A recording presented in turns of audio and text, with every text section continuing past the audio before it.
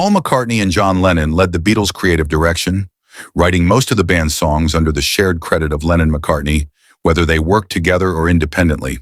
Their partnership thrived on contrast, with John's rebellious energy balancing Paul's melodic style, creating a dynamic musical spark.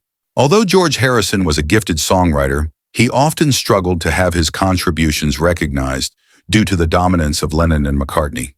He was limited to a few songs per album in the early days, which became more frustrating after the band stopped touring in 1966 and focused on more experimental studio albums.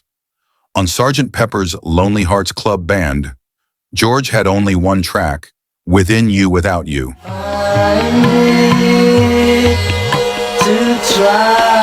Another of his songs, Only a Northern Song, recorded during the same sessions in early 1967, was left off the album.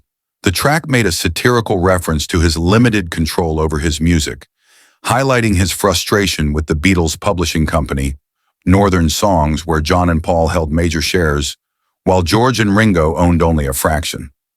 George later explained that the song was inspired by his realization that he had been misled into giving up the rights to his music.